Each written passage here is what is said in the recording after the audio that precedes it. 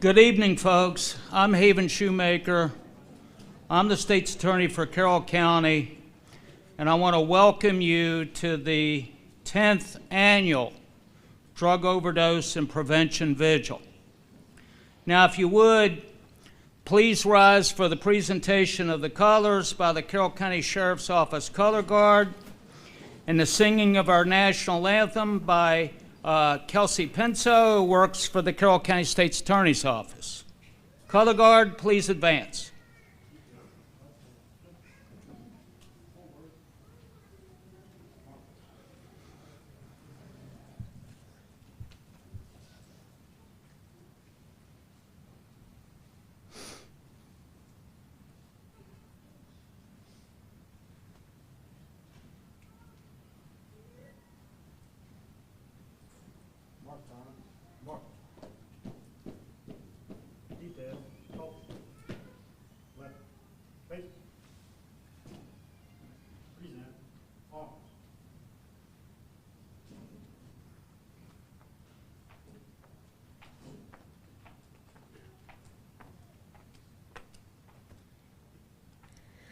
Oh, say, can you see by the dawn's early light what so proudly we hailed at the twilight's last gleaming, whose broad stripes and bright stars through the perilous fight o'er the ramparts we watched were so gallantly streaming, and the rocket's red glare, the bombs bursting in air, gave proof through the night that our flag was still there. Oh, say, does that star-spangled banner yet wave o'er the land of the free and the home of the brave? Order. On. Right. Face. Forward. Mark.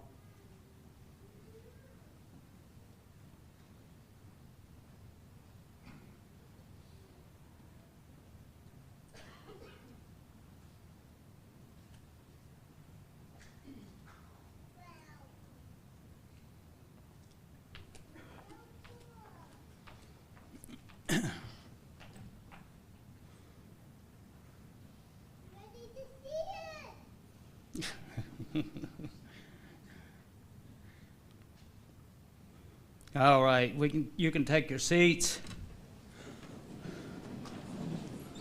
Once again, on behalf of the entire Carroll County State's Attorney's Office, I want to welcome you to the 10th annual Drug Overdose and Prevention Vigil. For those of you in attendance, I hope that you've had an opportunity to watch the video that we've had playing this evening. The video and the photo tables represent many of the faces of the tragedy of overdose.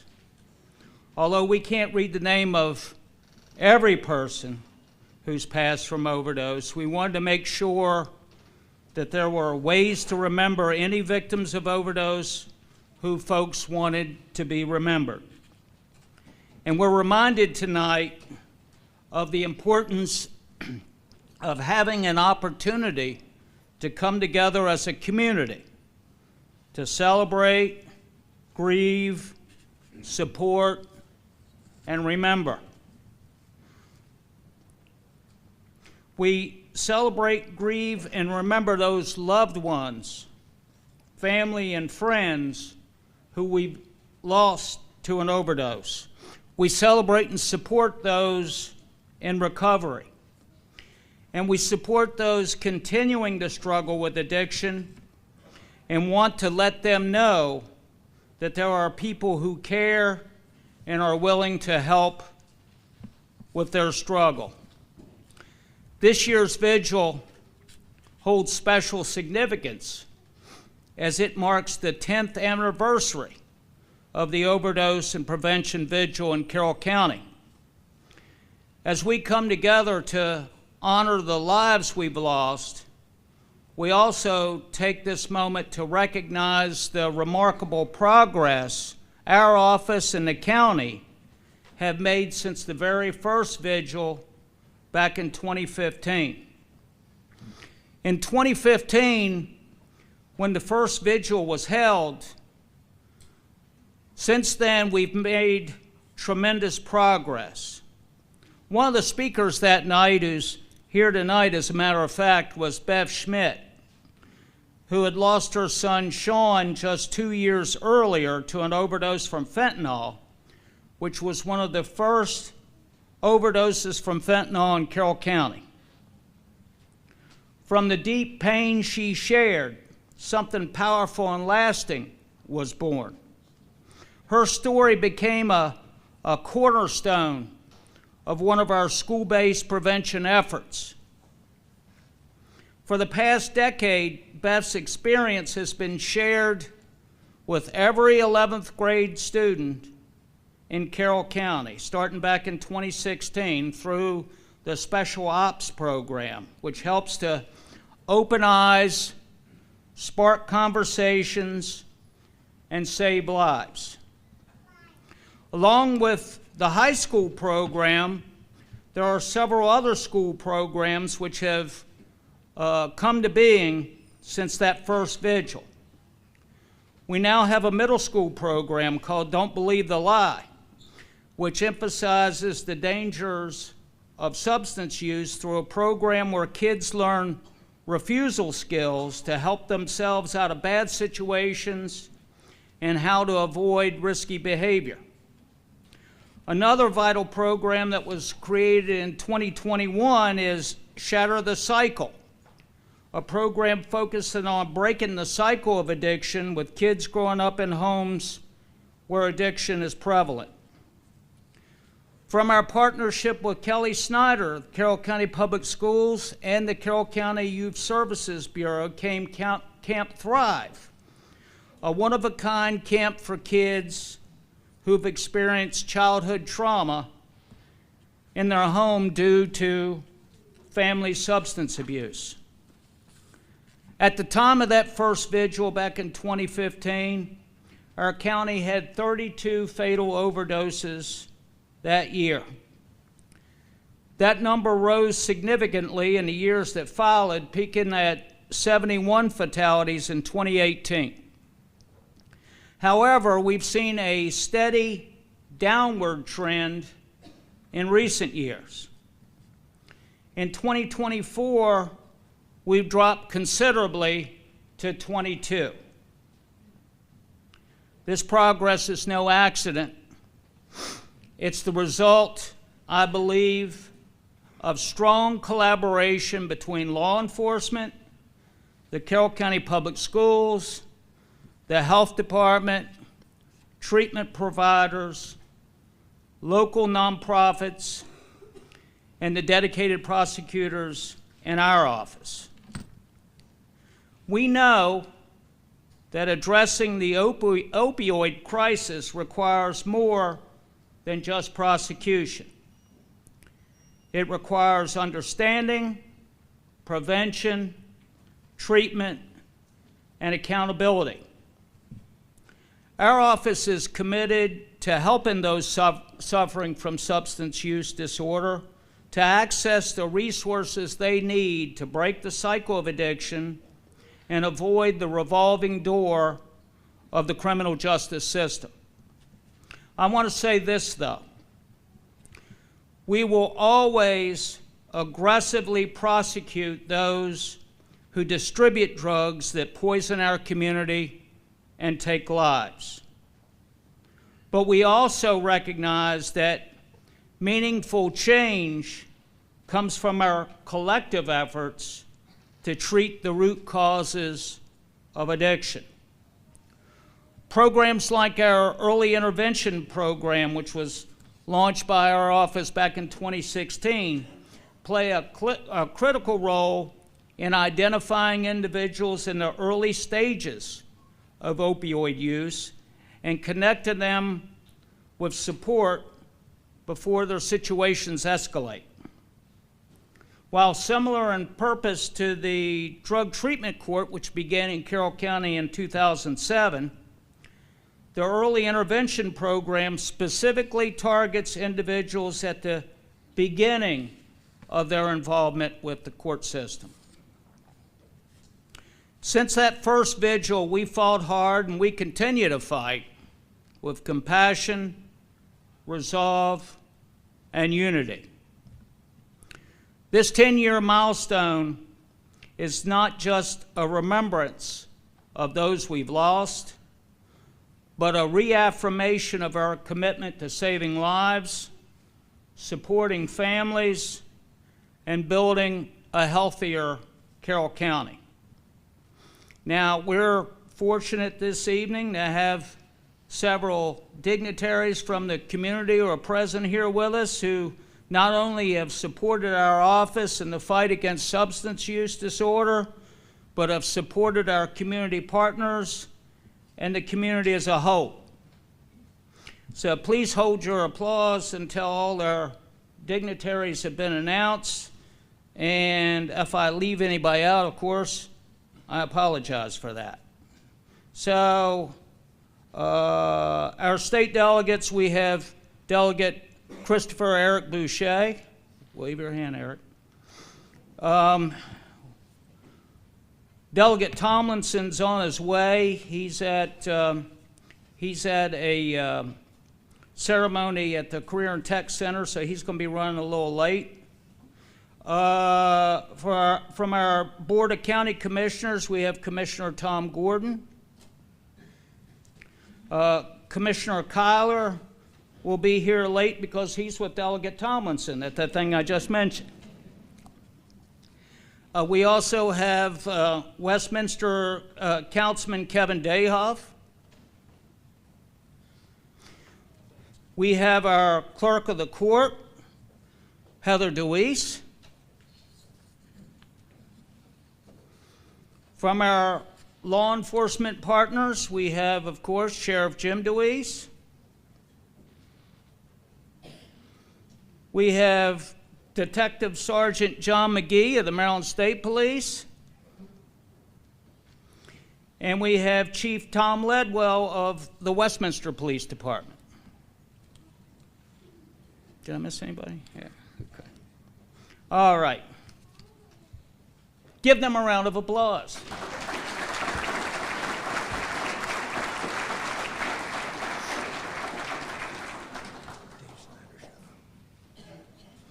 Oh, okay. Chief Dave Snyder from Hampstead is here as well. Where are you, Dave? He's back. He's hiding. Okay. Give him a round of applause, too. So to begin our program tonight, I'm honored to introduce our first speakers, a mother and daughter who know the deep pain of losing someone they love to overdose. For the very first time, they're sharing their story together here at this vigil. Their beloved Taylor, a cherished daughter and sister, was taken far too soon. Her loss left a void that words can never fully express. But tonight, through their courage, that pain is being transformed into purpose. So please join me in offering a warm, compassionate welcome to Carrie and Kylie Sprague as they bravely share Taylor's story with us.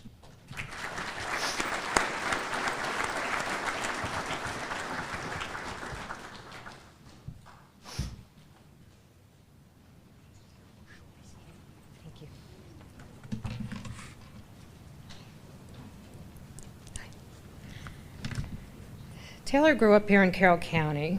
She attended Liberty High School, where she excelled academically and at sports. Basketball was really her one true love. She had perfect attendance all 4 years, and in her senior year, she was chosen to be one of 3 students in Carroll County selected to be a page for the Maryland General Assembly, where she spent 2 years in Annapolis. 2 weeks in Annapolis.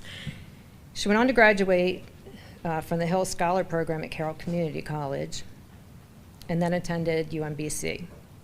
She spent her summers working full-time as an intern for the Library of Congress, and while attending school, she worked at local restaurants. I vividly remember her coming home one night and telling me that one of her coworkers had died of an overdose. I can tell you exactly where in our kitchen we were standing. My heart immediately sank, and I said to her, I can't imagine ever losing a child. I don't think I could survive. And Taylor responded, don't worry, Mom, I would never, ever do that to you. Taylor was a free spirit, a bright light with an infectious smile, who always made people laugh, and she befriended the underdog. Truly, to know her was to love her. Her story is a little different in that her friends and family were not aware of any drug use or addiction problem. Did I ever see any signs in Taylor? Well, at times I may have suspected that she could possibly be abusing pain medication or maybe the Ritalin she was prescribed. And surrounded by addiction my entire life, I knew the signs, the deceit, the manipulation, the denials that come with it. But as a parent, we have this innate ability to abandon reason and kind of see with blinders on. So Taylor had been with her boyfriend for about 3 years when in late 2015, he had a conversation with my husband and I, telling us that he was addicted to heroin and that he wanted to enter rehab. Well, he had our total support. So during that discussion, I took the opportunity to ask him if, did we have anything to worry about with Taylor? No. He said no. So after leaving rehab in November, he stayed clean, and he moved to South Carolina to live with his parents who had recently located there after retirement. He wanted to come back during the holiday season at the end of the year, and he did. He came back. He was still clean. He looked absolutely fantastic. Taylor was very excited to make New Year's plans with him until she found out that she was scheduled to work at the restaurant on not just the 31st, but the 30th. So I knew she'd be working pretty late both those days. The night of the 30th, she went to work. I woke up around 2:30 and realized she hadn't come home. And I debated, should I call her? And I figured, she's probably staying with a friend after all. She's 21. I'll give her, some grace. So I woke up that morning and she still wasn't home. And I texted her and got no response. So from the information that we have pieced together from that night, after work, Taylor went and met her boyfriend, Tony, at the Double T Diner. At some point during that evening, they left in Taylor's car and somewhere along the line bought heroin. So on the way back, with Taylor driving and Tony in the passenger seat, Tony overdosed. So Taylor stopped at a gas station, called 911, where the Baltimore County Police and medics arrived and began giving him Narcan, to which he was not responding. They put him in the ambulance and asked Taylor to follow them back to the hospital, which she did not. Instead, she went back to the diner, and I'll never really know what she was thinking that night, but I know she must have been so incredibly scared. And she used a small amount of the remaining heroin. Meanwhile, at the hospital, after 8 hits of Narcan, they were finally able to revive Tony, and he was released from the hospital. He continually tried to call Taylor to have her come pick him up, but got no response. Eventually, he took a cab back to the diner, where he found her slumped over in the passenger seat of his van. And at that point, she was gone. So at 10 o'clock that morning, we got the knock at our door. Carroll County policeman was there to relay information from Baltimore County Police that our daughter had overdosed and that she was at the hospital. Now, my mind's going 100 miles an hour, and my first thought was, which daughter and which hospital? And you must have the wrong address because my kids don't do drugs. So the policeman stepped away to his patrol car to get some clarity on the details. And when he returned, he informed us that Taylor passed away. And in that very second, my life changed forever. So the next morning, I met with the Baltimore County detective that had been assigned to her case, ironically, Detective Taylor. And in her meeting, she theorized that Taylor believed that Tony was gone and out of fear snorted some of the remaining cocaine and overdosed. And they were going to check the toxicology for fentanyl. Now, mind you, like she said with Beth, this was way back almost 10 years ago where this was not a well-known thing. So my first thing I said was snorted heroin. Who snorted? You can snort heroin? I didn't even know that was a thing. And my second question to her was fentanyl. What is fentanyl? Never heard of it, had no idea what it was. This was all new to me. So Tony, of course, blamed himself, and he really was never the same. So 6 months later, he moved to Montana to stay with a family friend and get a fresh start on a ranch. I was in the middle of packing for my very first Compassionate Friends Conference in Scottsdale, Arizona, when I got the call from Kylie crying, saying, Mom, did you hear? Tony passed away last night. He had gone to Montana with Suboxone, and on the 4th of July, decided he was going to go to a bar. And that dangerous combination stopped his heart. There are so many questions I wanted to ask Tony about that night, but decided that I was going to wait till I was actually ready to hear the answers. And now I'll never have that chance. There is so much left to speculation. But one thing I know is my daughter died alone, cold, and scared. That's a very hard, difficult thing for a parent to reconcile. Many lives were changed the day that Taylor died, and a piece of me is missing. I feel like I'm a fraction of who I once was, and time will never fill that void.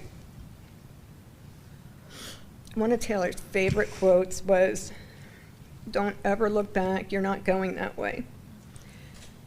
And while I still find it hard to navigate this journey after 10 years, that's exactly how I move forward. Grateful for the memories of the 21 years that she was with us.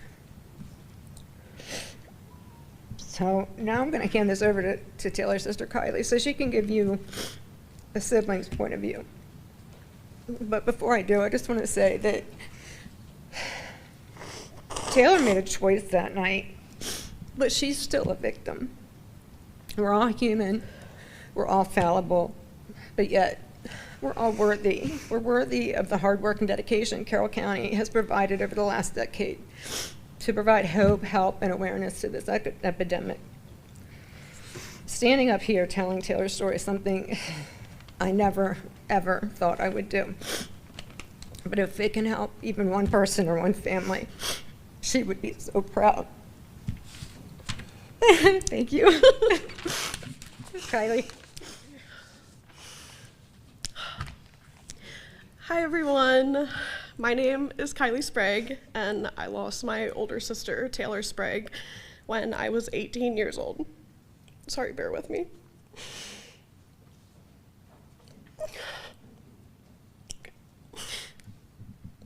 Taylor was literally the best older sister that any younger sister could ask for. She let me hang out with her and her friends even though I was younger. She was sweet, kind, caring, and was someone anyone would have been lucky to meet. Taylor was my only sibling. Once she passed away, I found myself having an identity crisis. As I have sat with my grief over the years and learned how to navigate this new life, a question that often comes up that I still struggle with is when I'm asked, do you have any siblings? My day-to-day work life consists of constantly meeting new people and building rapport, which means a lot of small talk and get to know you questions. The question of having a sibling is so commonly asked, so I think, well, do I have a sibling? I mean, yeah, but then I always remind myself that I do have a sibling, and I will always have a sibling, whether she's physically here or not. However, that question is commonly followed up with, well, how old are they? And then I'm stuck again. And I question, well, do I say how old she was when she passed, or how old she would be now? Still to this day, anytime I'm asked that question, I pause, because answering that question means holding the weight of her absence. Taylor was and will always be my sister. When I first found out about Taylor's death being due to overdose, my mind went completely blank. I didn't even know she was using. She was a straight-A student, held 2 jobs, and I never saw the signs. Fast forward a few years, and now that I know the warning signs, I hold so much guilt of not seeing it at the time. She did show signs. In fact, she showed them quite frequently. Increased blemishes, not being as present in events, nodding out on the couch. This feeling of being so ignorant and not seeing it at the time, as well as being her sister and thinking I should have been the one person that she would have told this to, I was overcome with guilt. I work on trying to remind myself that I was young, unaware, and truly thought her stress, nodding out, and lack of communication was due to her being a student and working 2 jobs. I grieve not only losing Taylor, but also my past, present, and future self. Starting with my past, something that I think about quite often is my life before grief. The carefree, free-spirited person that I once was. I used to have this egocentric mindset that allowed me to walk through life with confidence, but ever since grief entered my world, I now walk through life scared. Scared of what else or who else the world is going to take from me. Every time a loved one of mine gets in the car, goes on a plane, or does something even remotely known for potential error, I am riddled with anxiety until I know they are safe. And this is because my perspective and outlook on life is completely altered due to grief. On top of fearing the world for my loved one's safety, I fear it for my own as well. I am now my parents' only living child, and to any siblings who are going through a similar situation can relate when I say it's a lot of pressure. Pressure to do good, be literally the best. I never want my parents to experience a feeling like losing a child again, and I'm constantly more aware of my surroundings to ensure this. I'm constantly trying to be the best in every aspect of my life because I don't feel that I'm just living for myself anymore. I'm living for Taylor too. Moving on to my present life, it has now been almost 9.5 years since my sister passed away, and thinking about this year being a decade literally makes me sick. But in those 9.5 years, I've gotten engaged, moved out, completed my master's degree, and landed my dream job. And as incredible and exciting as all those monumental accomplishments in my life have been, each one of them is a new reminder that she's not here to witness or be a part of any of them. Both my graduations, all I wanted to do was look out into the crowd and see my sister. When I got my apartment, got engaged, moved out, the first person I wanted to call was my sister. But for each one, I was reminded that I couldn't. She isn't going to be in the crowd. She isn't going to answer my texts or my phone calls. She isn't just a text away anymore, and she isn't here. And that freaking sucks. This past month has been especially difficult. Not only is Taylor's supposed to be 31st birthday in 5 days, but my wedding is actually in 9 days. Thinking of her not being there is an incredibly difficult truth to accept. She should have been there to see me try on dresses and get ready. She should have been my maid of honor, but instead we're like literally just decorating a chair for her. With every new milestone that I enter, it's just stuck with a giant empty hole of should have beens. Lastly, I grieve my future, the future that should have included my sister. I grieve the kids she never got to have. I grieve her wedding, her job, all the milestones that I'm experiencing that she will never get to experience. I always catch myself wondering, where would Taylor be? Where would she be working? Who would she be married to? Would she be in school? Would she have even had kids? but unfortunately these questions will forever go unanswered. I was so fortunate to have had 18 amazing years with Taylor. Taylor was one of a kind and will truly never be forgotten. I will leave you all with this. To those we have lost, you are forever loved, forever remembered. To those who grieve, you do not grieve alone. And to all of us here, may we continue to carry the light for those who cannot. Tonight we remember, tomorrow we act. May their stories fuel our fight for a world where no life is lost to overdose. Thank you for being here. Thank you for remembering, for hoping, and for choosing to make a difference. Thank you.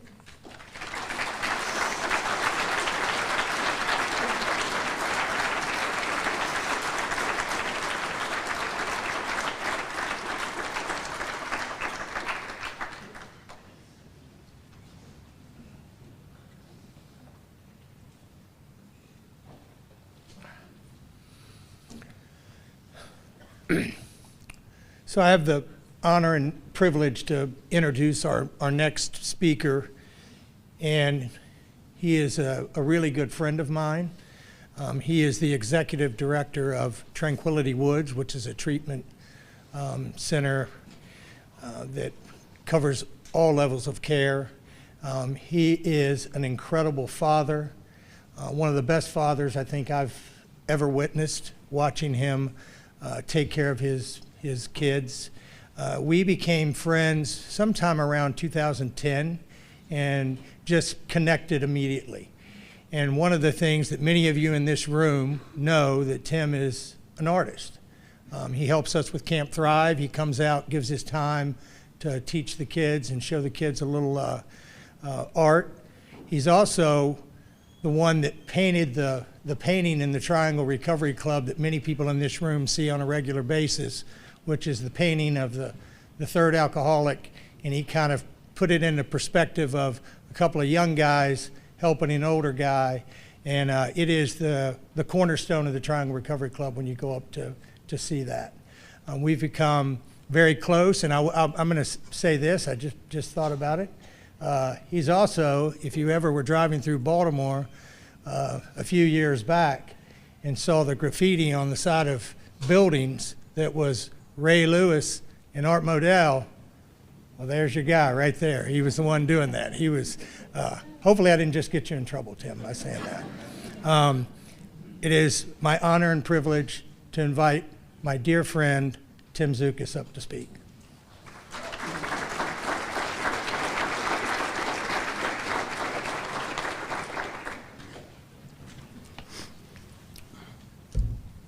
There's like one too many police officers in here to be telling this story.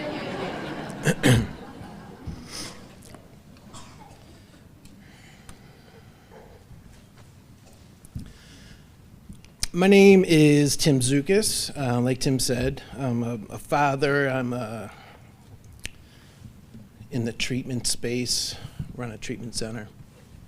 And I'm in long-term recovery. I've done this a lot. I've spoken to groups of people for quite some time.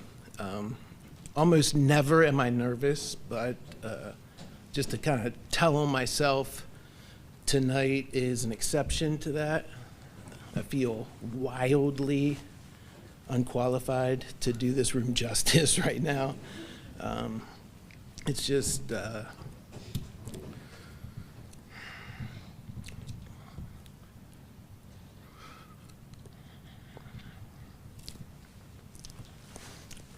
it's hard to put the right words together.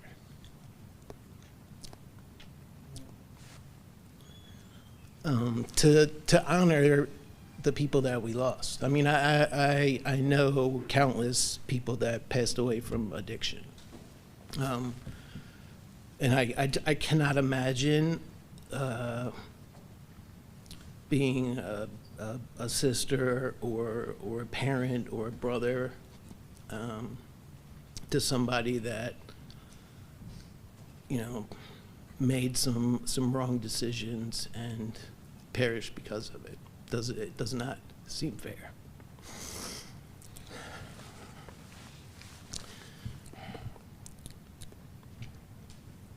I never write anything down, but I'm also about to pass out right now, so I'm just going to reference some notes. One thing I will say, I just want to put it out there, I feel no better or worse than anyone. I mean, I have a long history with addiction myself. From the time I was 16 to 31, I was violently addicted to drugs, and I mean to the point where I was knocking on death's door more times than I care to admit. And one time in particular, I had to be revived back to life, and I was in the back of an ambulance, and you know, they had to Narcan me, they had to paddle me back to life. It was a whole situation, and my response to that was to kick open the ambulance doors and go back to doing what I was doing. So I don't feel any more deserving of life than the folks that we're talking about tonight. And I have no explanation as to why I'm here, and the, you know, the people that we're honoring tonight are not.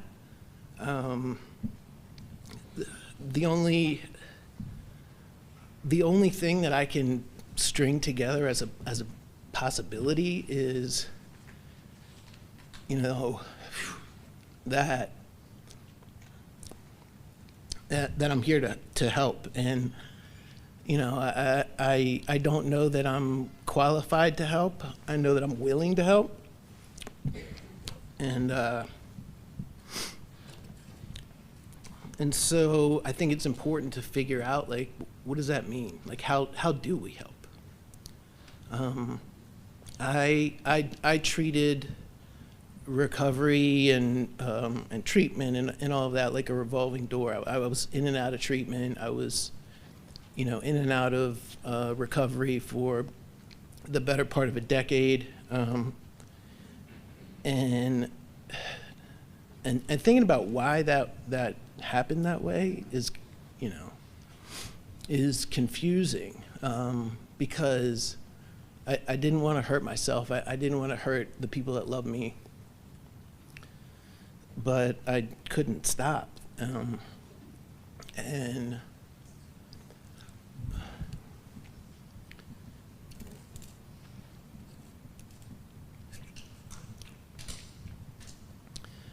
what I've come up with is the best way to help is to fill a deficit that I had for that 10 years. And what was missing was hope. I didn't think recovery was possible.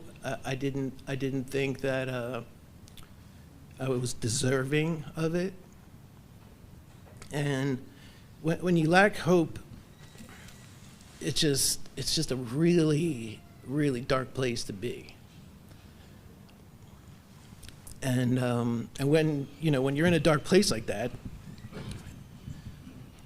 you kind of, or at least I did, it got to a point where it's like, what's the point of trying anymore?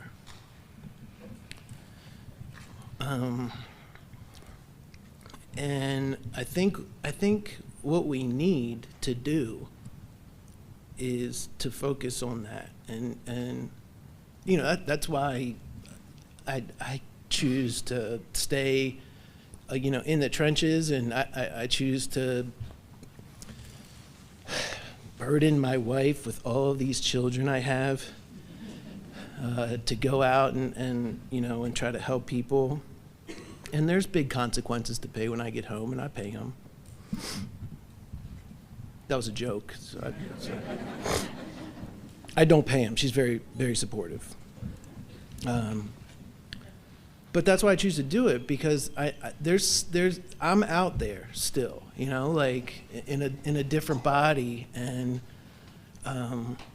you know, the experience that I had from being in and out of jail, from being in and out of homelessness, from being in and out of treatment centers, and in and out of psych wards, and in and out of my family's life, and in and out for so long, has actually turned into be somewhat of a weapon, you know, against addiction, and I use it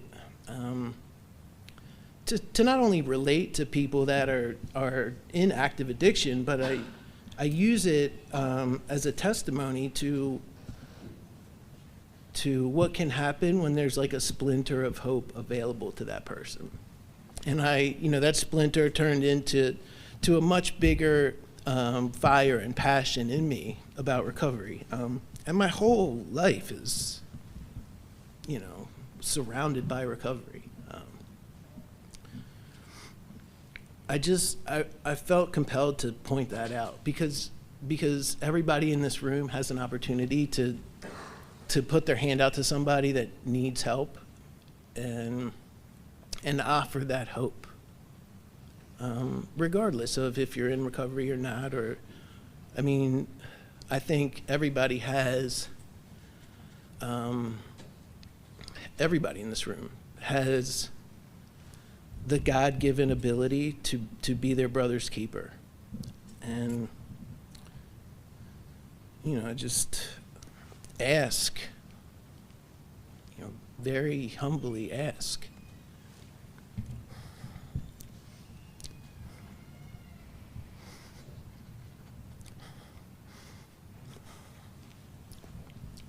Please to not ignore that.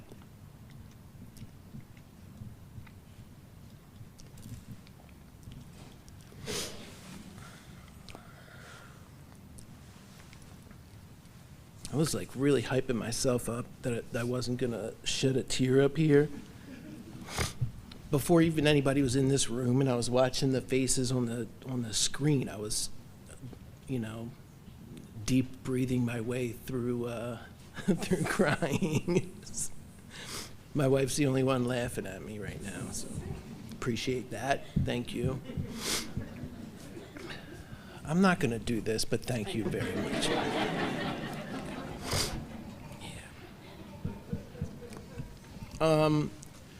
But that hope piece is the other reason why I'm so loud about recovery. Like, almost all of, you know, like my social media posts are in some way connected to recovery or my family or the occasional trap music song or something. But for the most part, I want to be a display of what recovery can look like, you know, because I was the hopeless variety. I was in certain circles in 12-step communities nicknamed Lost Cause because of the amount of times that I went in and out and in and out. Ultimately trying one last time to be there for my son. And I'm pretty certain that if it wasn't for him, I wouldn't have had that splinter of hope to try again. And so, you know, so I'm probably annoyingly loud about recovery today, and I think that that's important too. And for the people that, you know, in this room that lost somebody, I'd ask you to be equally as loud. You know, it's no secret that this is, you know, addiction can result in a fatal outcome. I feel like most people know that now. But it's like, you know how, like, if you want to remember something and you take a Post-it note and you write, like, I don't know, don't forget to take the laundry upstairs. And then you stick it on the wall of the laundry room, and then you come in from the garage past the laundry room and you see it and you're like, oh, I got to do that. And then the next day you do it, and eventually that that Post-it note just kind of blends into the background. You know you got to do it. You know it's there and it's real. It's a need, but it's not as important as when you first wrote it. And I think, the opiate epidemic, I think, the talk of fentanyl, all of that has the possibility to kind of blend into the background too when the problem of the day is voiced a little bit louder. And I think that if you're here and you lost somebody, obviously to whatever comfort level you have, I think it's very valuable to be vocal about that. To keep not only the memory of your loved one relevant, but to just to be blatant about how serious this is,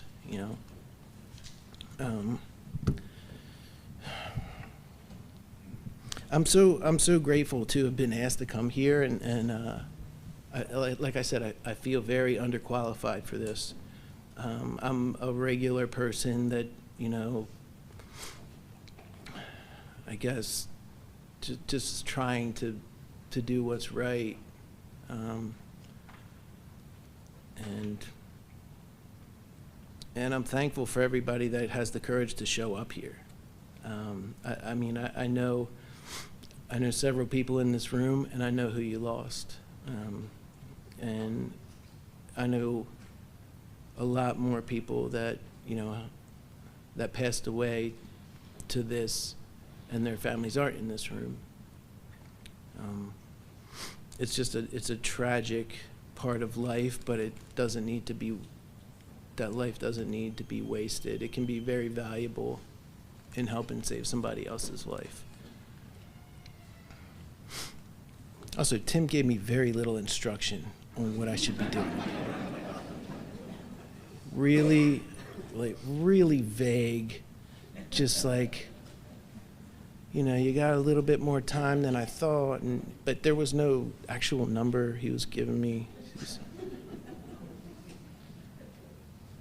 So we're going to be here all night.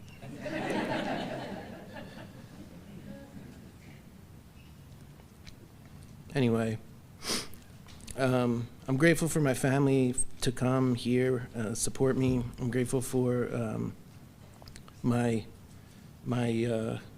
temporary Colombian daughter, Luna, to be here. And don't worry, she's here legally. And I'm grateful for all of you guys. I really appreciate it. And I will say one last thing before I step down. And I mean this. This is not an empty offer. This is a very, very real offer that I take extremely seriously. That if you know of somebody that needs help, regardless of what that looks like, I will put my life on hold to help them. And I will do everything in my power to help them, so that their name isn't called here next year. So thank you.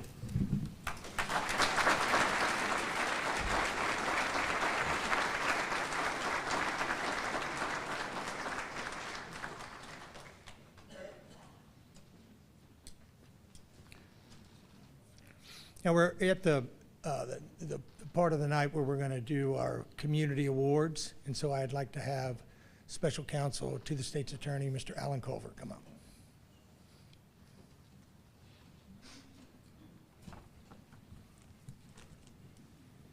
Good evening, everyone. We would now like to take the opportunity to recognize a few individuals who have really stood out and made a difference in our community in the fight to reduce the overdose numbers and help break the cycle of addiction. The first award we have this evening is the Robert Kirkland Award. The Robert Kirkland Award is presented to an individual or individuals who go above and beyond their regular job requirements in their field of work to help those in the community who have been touched by substance use disorder. Their hard work often goes unnoticed, and their motivation is for the simple act of helping others. For those of you who didn't know Bob Kirkland passed away in 2017. He was a veteran of the U.S. Navy and fought in Vietnam. He began his career with parole and probation and the drinking driving monitor program. But Bob is better remembered for his work as a court liaison for the Mountain Manor Treatment Center and was one of the first people in long-term recovery to work with the court system. If someone was willing to go to treatment, Bob would do whatever in his power, and sometimes beyond his power, to get that person into treatment. Bob had a relationship with every court system in Maryland. He would walk into any courtroom and stand next to someone who needed treatment, and it was pretty much a given that the person would get the help they need. That was the influence of Bob Kirkland. Bob's hours were never 9 to 5, and he was known to meet people at the local Dunkin' Donuts over the weekend just to give them direction and support.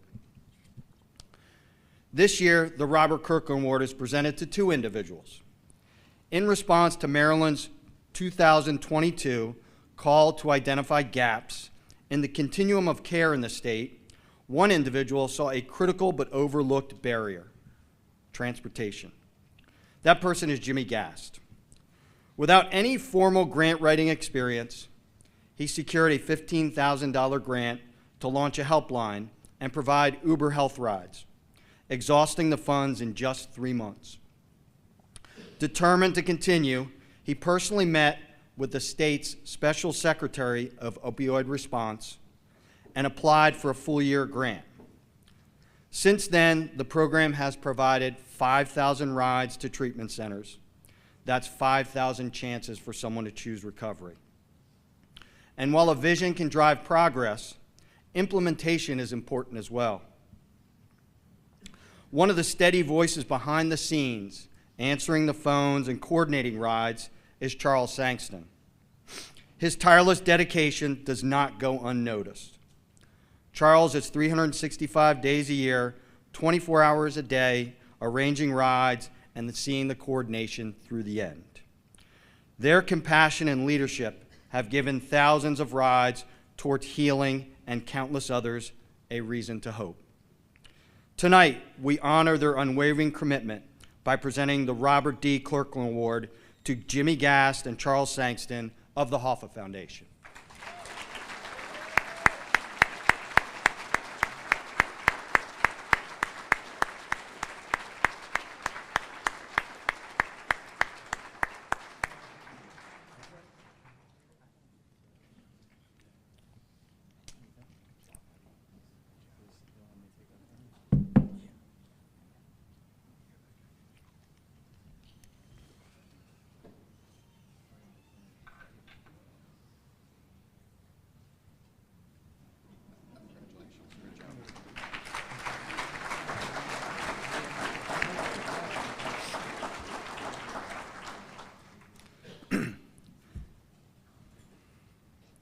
Now, before our next award, we'd like to show you a brief video.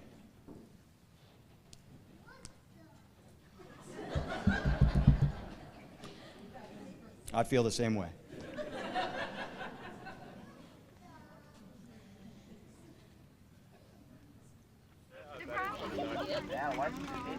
Kelly Snyder had come to our office, to the State's Attorney's office, looking for ways to have a camp for kids that struggle with substance use in the home. Just want to thank you guys for having such a good day today and taking good care of each other when you could. I think Miss Kelly said earlier today that this is about community, right? We're a little community. Coming here opens their eyes to that drugs and substance abuse are a challenge in our community for many people, for all kinds of people. You look at some of the most beautiful things in the world, right? We have pearls. A pearl's made because essentially a piece of dirt gets stuck up in an oyster. And over time, as a defense mechanism, that oyster creates a coating over itself and creates what we know as a pearl. One thing, I hope they're learning to have fun. They're so burdened with adult things. I hope that they're here to just relax and have fun.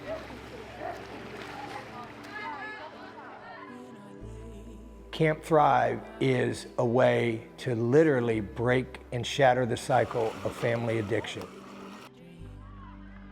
It's imperative for kids to be around other kids that have that same struggle, because they can recognize it, like, maybe my parents didn't make these decisions because it was my fault.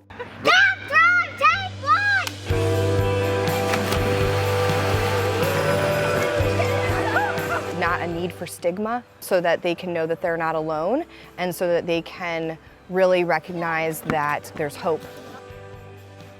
You know, I came out the other side shining. What I've realized is I belong in any room I walk into. So the art piece it's just kind of, for me, just a beautiful opportunity to express yourselves without judgment. If it wasn't for those pieces of dirt, we wouldn't be the pearls that we are. It just gives them a chance to know that, listen, you can make it. Well, they need to know that there's hope. Despite the circumstances that they've seen, a way out of the cycle of addiction. But to see the need, in this county is definitely eye-opening. What we're gonna do is we have our paper and our pencils. Write down anything that's going on in your life that you just kind of want to let go of. And then we bring it back to the campfire and we just kind of let things go. It's a good way to end the day. They get to take what they wrote down and throw it in the fire one at a time and release some of the things that they've been dealing with or holding on to. Sense of freedom a little bit.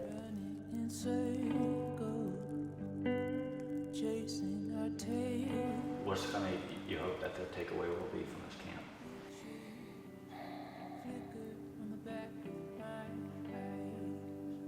Sorry. The biggest thing that I hope that they take from the camp is we want them to come here and feel the love. That they know that we care, that that we're not just an educator in a school building, that we have their best interests at heart. And that they don't leave here thinking, that they're by themselves in this.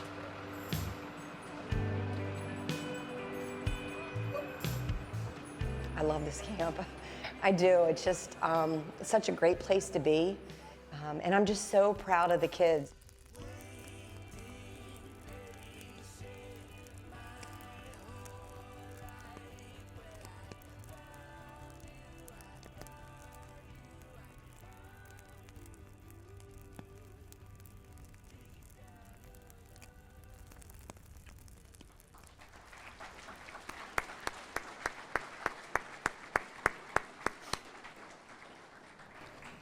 The next award that we have to present is the Message of Hope Award.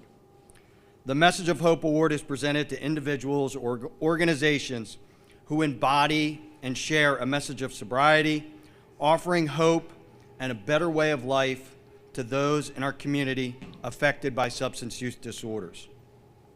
One of the relationships our office truly values is our partnership with Carroll County Public Schools.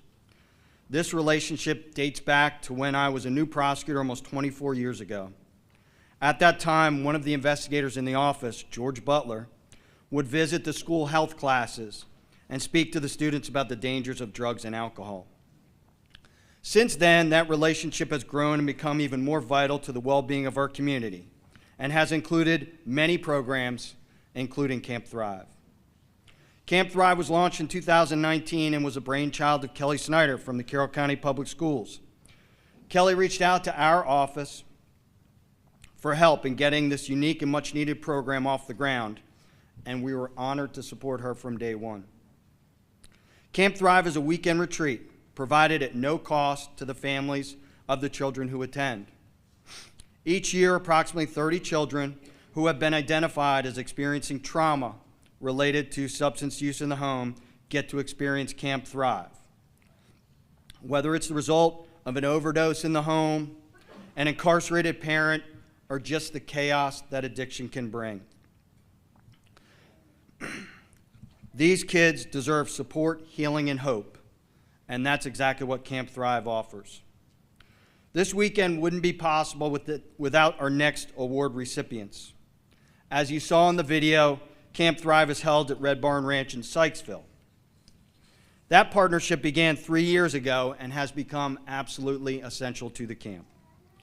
Max and Bob Sickle, who own and run Red Barn Ranch, not only open their entire facility to us, but they also provide counselors and transportation for every child who attends. At no cost, I might say.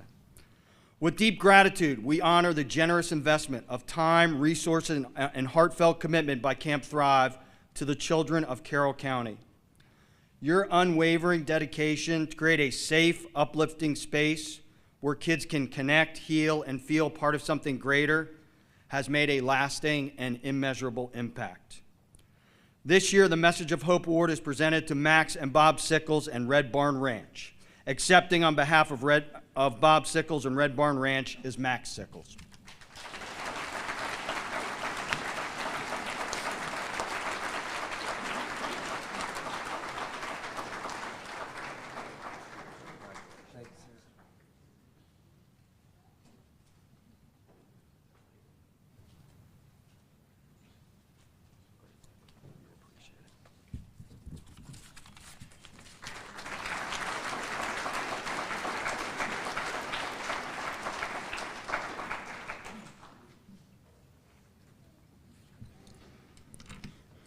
Tonight we also gathered to do the pure and simple act of saying the names of our loved ones, family, and friends that have been lost to the tragedy of addiction.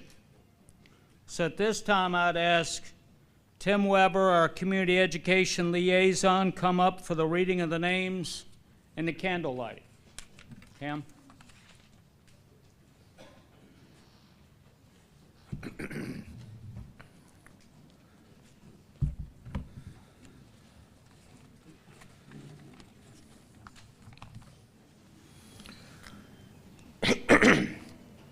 Hi, everybody. My name is Tim Weber, and I am the Community Education Liaison for the Office of the State's Attorney. And that's my job, and that's my role, what I do for work at the State's Attorney's Office. But what I do for a living, what I do to live and take care of my family every day, is I'm a person in long-term recovery from drugs and alcohol. And I can tell you, standing here today, I haven't had a drink or a drug since November 8th, 2003. Thank you.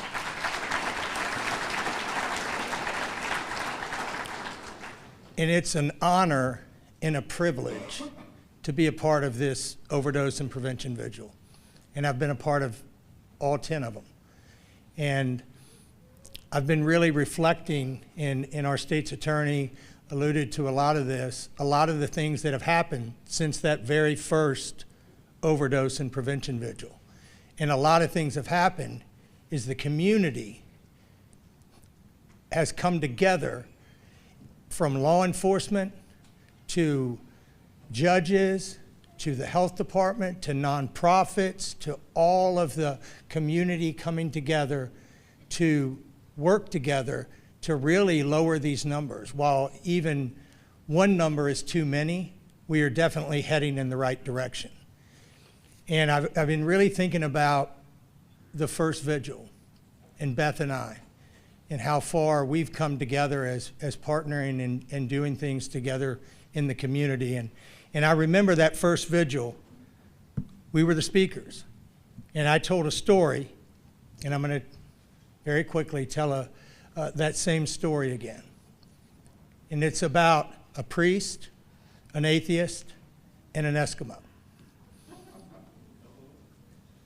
I know many of you have heard it. The priest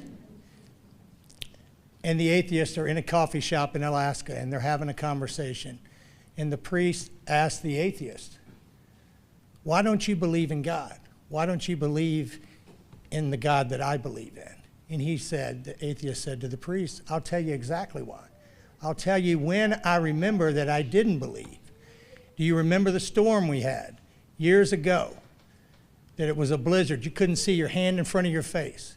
And it wiped out many, many people in our town. Well, I was stuck out in that blizzard, and I was lost. And I remember I got on my knees, and I prayed to this God that you believe in. And I remember the priest looked at the atheist, and he was like, well, you must believe. You're sitting here. We're sitting in this coffee shop having coffee. He goes, no, no, no. You don't understand. As soon as I got up from praying to that God, an Eskimo showed up, and he showed me the way back into town. Now, the moral of that story is, don't overlook the Eskimos that are all around us. I can tell you, for me, I had many Eskimos in law enforcement, probation officers, teachers, coaches, trying to show me a way to get out of. Many of them were in 12-step recovery, these Eskimos. So what I'm going to do tonight, and I do it every year, if you're in recovery and you're in this room, stand up. I want everybody to see, stand up.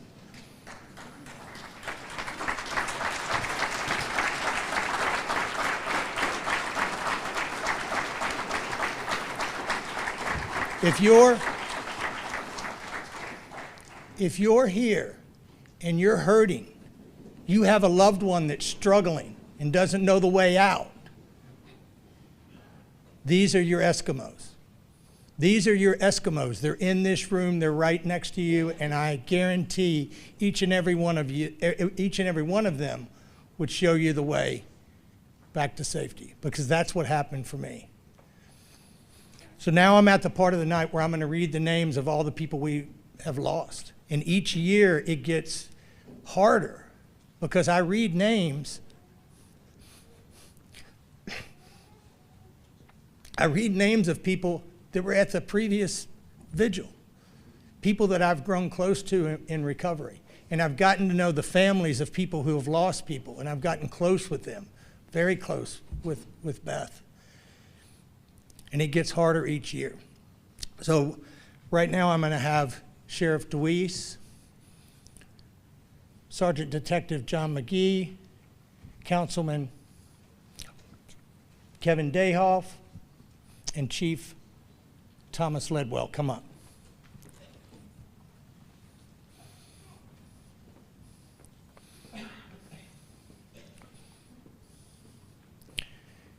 And I'm going to go through these names, and when I read the name, I want you to come into the center aisle and come up and light your candle off of one of the officers standing in the front.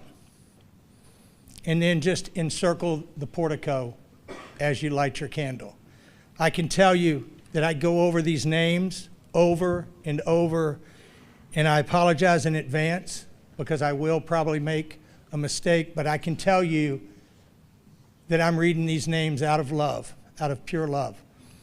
And if at the end I have forgotten a name or there's not a name that got into me, just come up to me and come next to me and I'll read the name and we can get the candle lit. Aaron Stars, Alex Eberts, Alicia Hope Truxell, Amanda Heeb, Amber Nicole Heath, Amy Caroline Evans,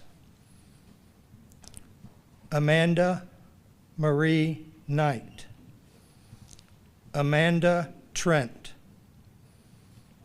Andrea Nicole Rayner,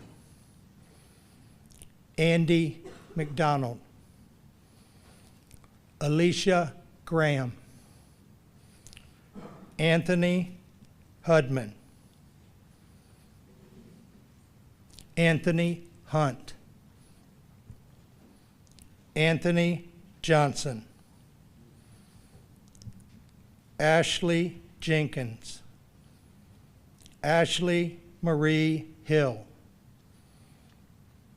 Ashley Sears, Augie Hart, Austin Monks, Benjamin Fisher, Brad Mullen, Bradley Amos, Bradley Hanger, Bradley Herman, Bradley Rill Sr., Brandon Smith, Brendan Huber, Brian Andrew Jennings, Brian Farrell, Brad Greenberg, Brian Kenneth Cullison, Brian Myers, Brianna Bentley, Brooke Capel, Brooke Ferrantino, Bud Gross, Carly Elizabeth Wantz, Kathy Lieberneck, Chance Yard Dog Dalton, Christine Loudy, Christopher Hammer, Christopher Peterson, Christopher Zolik, Corey Lee Mason, Kristen Sinot, Curtis Brown, Dan Deladon, Darlene Butler,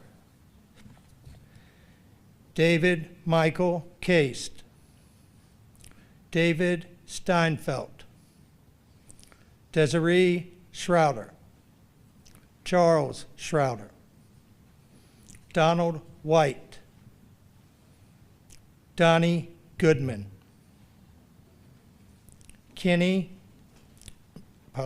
Eddie Kiesling, Elizabeth Louise Cheney, Emily Sullivan, Eric Guttrell, Eric Jones,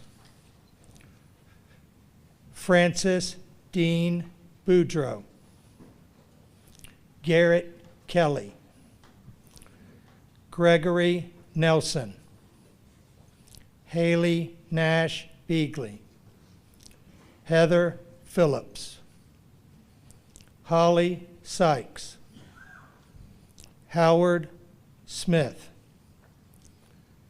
Jacob Melton, Jacob Patty, Jake Janake, James Baker,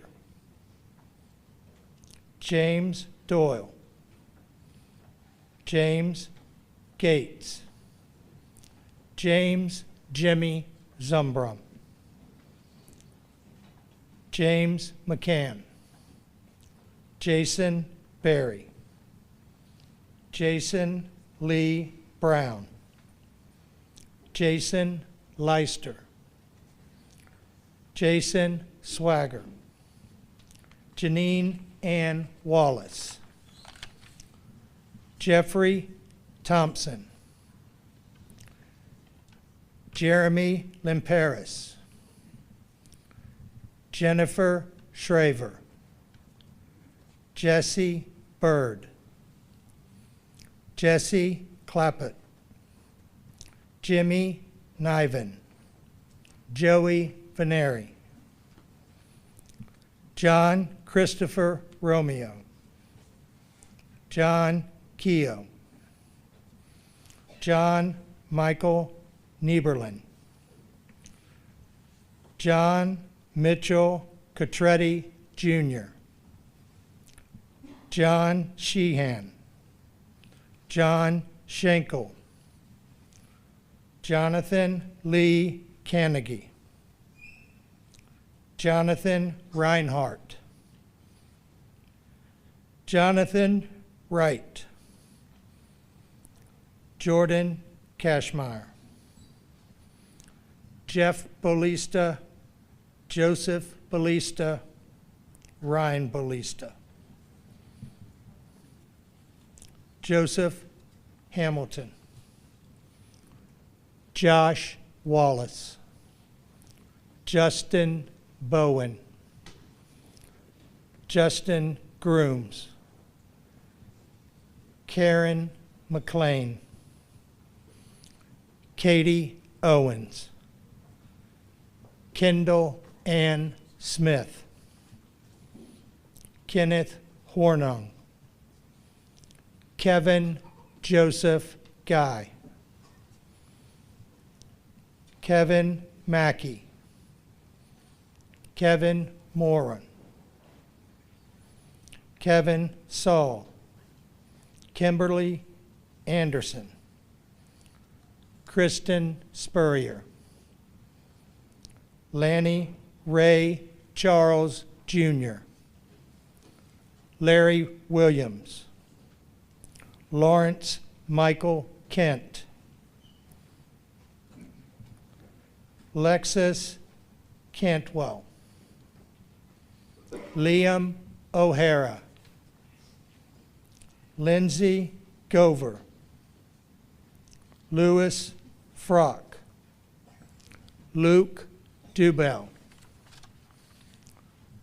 Luther Smith. Mark Robert Stafford. Matthew Tyler Wolf. Matthew Bosama. Matthew Bridenstine. Matthew Clark. Matthew Nonman. Matthew Ott. Melissa Selden. Melody Johnson. Michael Arball. Michael Crockett. Michael Hayes. Michael Muse. Michael Payne. Michael Shea. Stacy Shea. Michael Sheets. Michelle Myers. Nathan Cochran. Nymph Ty. Nicholas Muse. Nicholas Philip Gibler Cole. Nicole Ronelletti. Noah Gover. Norman Willis. Rachel Broadbeck. Richard Holmes. Richard Murray. Richard Walters. Ricky DeMuth. R.J. Suggett. Robert Dwayne Robertson Sr. Robert Haynes Jr. Robert Lofink. Robert McGarren. Robert T. Della. Robert Underwood. Russell Thomas Neal Jr. Ryan Kabaya. Ryan Mackey. Ryan Rositi. Samantha Ogle. Sandra Combs. Sarah Ann Molly. Sarah Freeman. Sarah Farmer. Scott Duncan. Scotty Broadfoot Jr. Sean O'Connor. Sean Schmidt. Seth Lara. Shailene Tracy Skaggs. Shelby Jean Montgomery. Sherry Swartz. Stanley Stosh Kowalski, Stephen Bollinger, Susan Gracky Kenny, Tawny Boucher, Taylor Smith, Taylor Sprague, Thomas R. Fuller III, Thomas Millender, Thomas Smith, T. G. Beatty, Tom Hall, Tommy Rowan, Tony Higgins,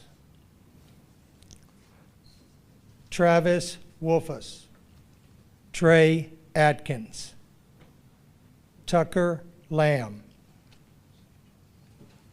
Tyler Douglas Chavez, Tyler Daughtry, Tyler William Shipley, William Atwell Sr.,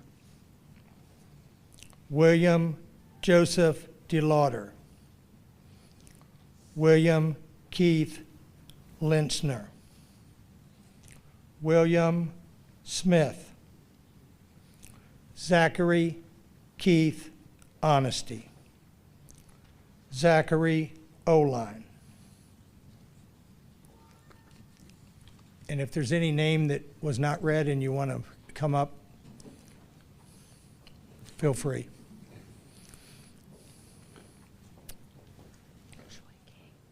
Joy King. Josh Ward. Okay. Josh Ward. Michael Carantino. Okay. Brianna Bentley.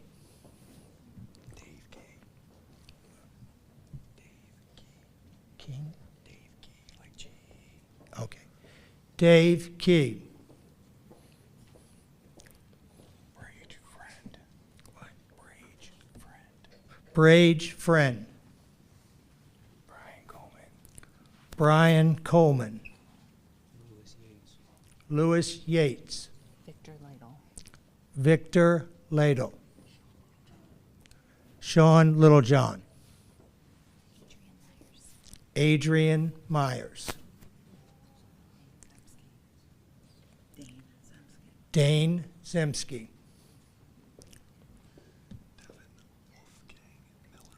Devin Wolf King Miller. Gregory Smieski. Gregory Simieski. T.J. Joyce.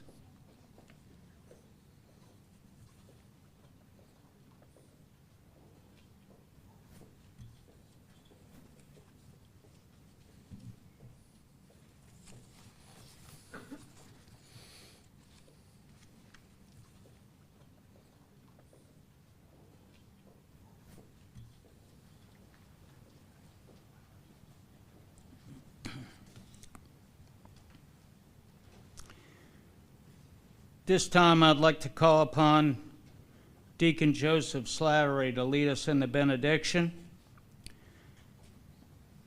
Deacon Joe Slattery has been a resident of Carroll County since 1992, where he and his wife Sherry raised their six children.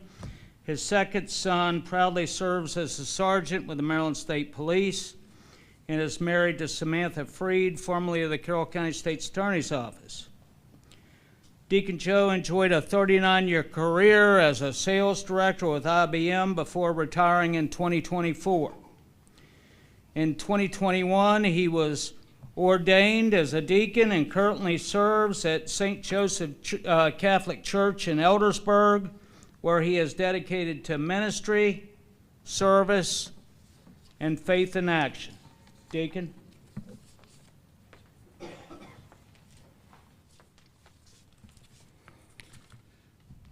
Thank you, Haven. I was going to say I was honored, but I'm humbled to be here with all of you and share a little bit in your journeys and your struggles, and hopefully to impart a little bit of our Father's hope tonight. When tragedy and loss strikes, we often seek strength, wisdom, and comfort from a greater power, recognizing that the burden is too great to carry on our own. It is then that we need to let our Heavenly Father help and carry us. Tonight, we raise our hearts and minds to Almighty God, our Father and Lord, to give us wisdom and strength. Dear Lord, we place ourselves before you this evening as each of us remember loved ones, friends, colleagues, and clients who have died because they were unable to overcome and loosen the bondage of addiction. Our loss often leaves us frustrated, angry, scared, and alone. We turn to you, Father. We ask you to fill us who are empty. Fill us with your wisdom to know how to go on, how to persevere and heal. Send your Spirit to comfort us. As the days, weeks, months, and years pass, help us to recall the good times shared with those loved ones who are no longer with us in body. Allow those loving memories and joy to replace the sorrow and anger. Let your Spirit drive away the pain of their untimely deaths. We pray that the loving memories that remain will keep them ever present in our hearts. Father, we pray that you will strengthen all those who do their best to serve our brothers and sisters who find themselves bound and trapped by addiction. Bless the first responders who witness every day the challenges of addiction. Give them patience, give them compassion, give them the wisdom needed to render aid in the face of extraordinary circumstances. Bless all those in the criminal justice system with wisdom, understanding, compassion to address the issues that come before them with merciful justice and develop and employ productive solutions. Bless those in the recovery and treatment programs with charitable hearts and loving hands as they serve and assist those in their care to find an effective path to a healthy life and a return to functional relationships. Bless all the families, the parents, spouses, grandparents, and siblings who have suffered the roller coaster of emotions, disappointments, and hurts as they care for those who struggle with addiction. Give them the fortitude to help guide their loved ones to a life free of harm. Finally, we ask you to bless those who are currently struggling with addiction, those we know, those we do not know yet. We ask that you send your Spirit to turn their hearts to you. We pray that with your help, with the help of loved ones and the help of those in the community, they will be able to find the day when they can once and for all obtain sobriety. Lord, we now remember our deceased loved ones. We commend them to your care. We are comforted by the knowledge that their struggles have come to an end, and they now rest in the peace of your loving arms. We humbly ask that these desires of our hearts be your will. Amen.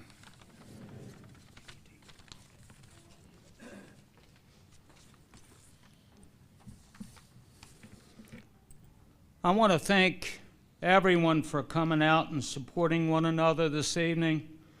I want to give a special thanks to St. John's for allowing us to use this wonderful facility.